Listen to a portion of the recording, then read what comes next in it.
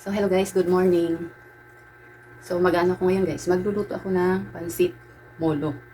Pero bago yun ay mag-ano muna ako, magkakape muna. Kasi ano ng oras guys, 11 na. So hindi pa ako nakakapagkape simula kanina umaga. Bali nakabili na ako ng karning baboy tapos hipon. Tapos nag-ano na ako doon ng pansabaw. Pinakuluan ko na yung ulo ng hipon at saka nag-ano ko ng buto ng baboy. Para yun ang ano mamaya sa pagsabaw sa mulo. Bali mamaya gigilingin ko din tong karne. Kasi hindi ako nagpagiling dun guys. Meron ako ditong meat grinder. Para mas sigurado tayong malinis yung ating giniling. Pero bago yan ito, kape muna tayo guys. Kasi gutom na talaga. Hindi ko na mahantay ang maluto ang mulo. So ito yung ginawa ko nung may natira pa. Ubusin ko na muna guys. So kape muna tayo. Na-ready ko na yung mga sangkap. Kapaghiwa na ako ng carrots. Saka sibuyas. Tapos daw ng sibuyas at saka may bawang na rin.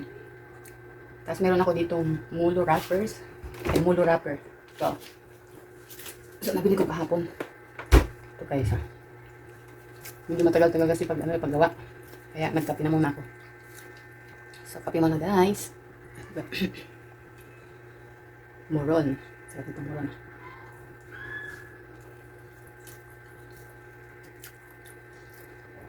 Tapos black coffee. Saktong partner talaga. Kape muna para may energy tayo paggawa. Pagluto ng mulo. First time ko magluluto. So sana maging okay yung kalalabasan. Nakatikim na ako nun ng ganun. Masarap siya eh. Kaya mag-try tayo magluto. So gigilingin na natin guys yung karne.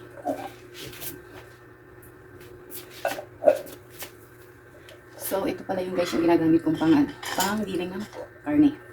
Yung 3-4 multifunctional meat grinder. Hindi lang siya pala meat grinder. Pwede rin siya sa gulay. So, mas maganda talaga pag mayroon kang ganito. Hindi mo na kailangan magpagiling sa palengke. So, bali to guys, kulang-kulang kalahati yung karne. Kasi binawasan ko kanina. Pinakuluan ko. So, nilagay ko na yung baboy. Ayan. Saka isasama ko na itong hipon. Pagsasamahin ko ng gilingan. May tubig.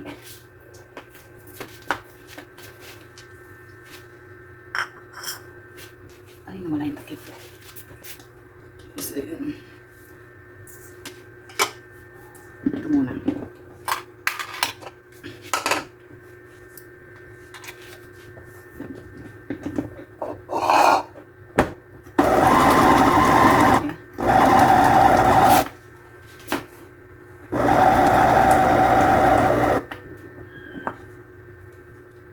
Pa lang yun, number 1 pa lang yun guys. Pero ayan, nagiling na ng konti yung karne.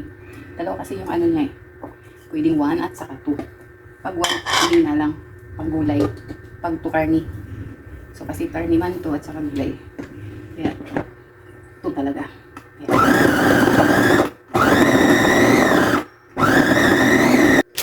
So ngayon guys, titimplahan ko na to Titimplahan ko muna to bago balutin.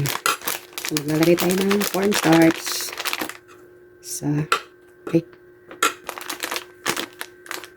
Dalawa. Tatlo. Tapos, paminta. Pamintang durog.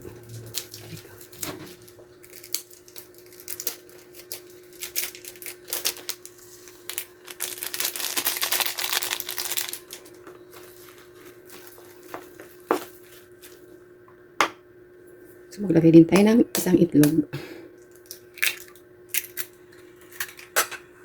Tapos, halu-haluin na natin. Para mabalot na rin. So, meron pa akong konting sesame oil. So, maglagay ako guys. Konti lang.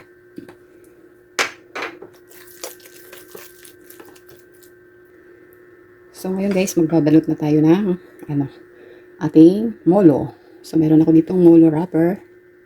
So, start na tayo magbalot. So, malinis yung kamay ko guys. Naghugas na ako ng kamay. So, ano lang. Ganyan. So, bali ito yung aking sukatan. Maliit na kutsarita. Kutsarita kasi maliit talaga yun. So, ganito. Bali, dikit muna natin na magkabilang dulo. So, bali ginagaya ko lang guys yung napanood ko. Tapos, ganon. Tsaka, ganito. So, siguraduhin lang natin na nakadikit siya. Para ano, para hindi bumuka pagka inano mamaya. Inilubog. So, hindi pa siya masyadong perfect. So, yan na guys. Nakabalot na ako ng isang piraso. Kukuntian ko. Malaki kasi. Baka kaya ganon.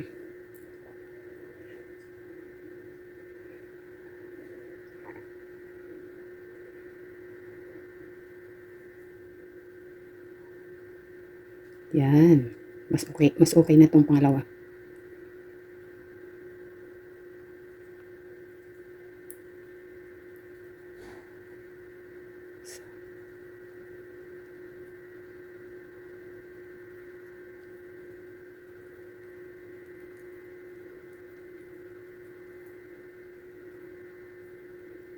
So, ayan o.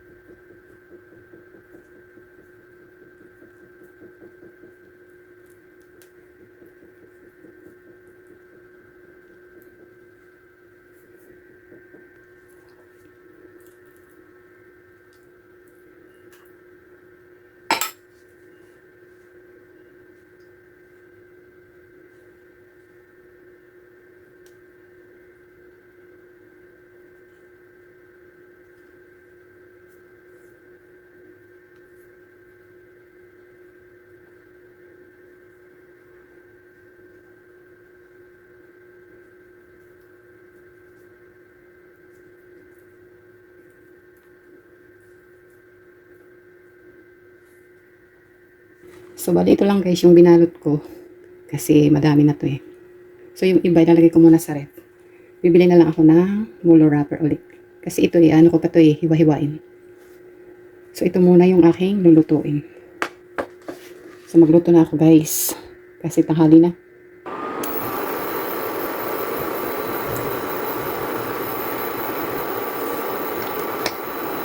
I-fry ko muna to bawang.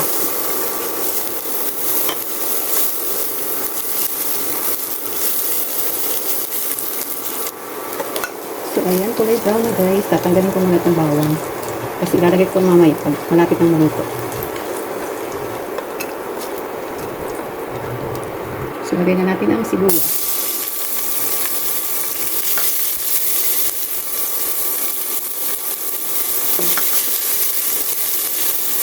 Tapos, ilalagay na natin ito. Kaninang pinakuluan kong ulo ng hipon at saka baboy.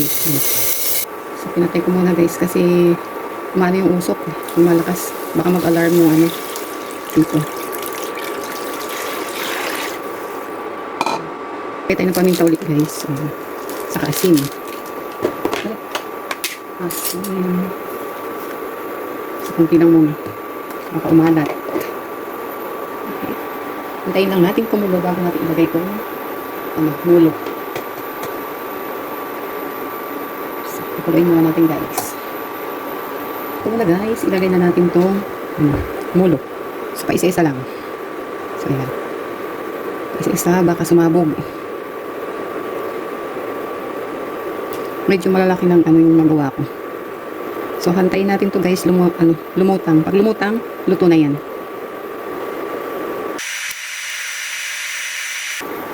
Tapos, ilalagay din natin itong iniwa-hiwa nating mulo wrapper.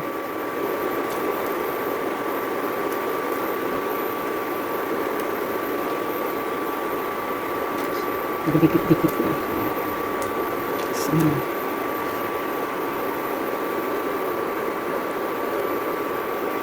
muna natin para mas mabilis maluto.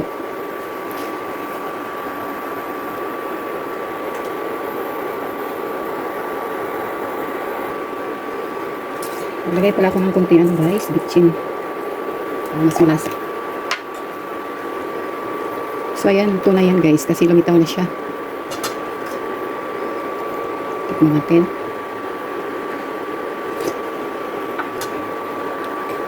Okay na. So pwede na natin ilagay itong ano, yung bawang kaninang ano. Pinito natin. So ilagay na natin.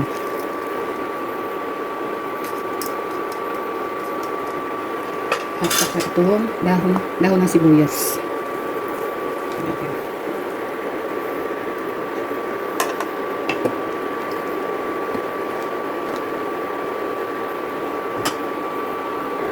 So ayan na guys, luto na yung aking pansit molo.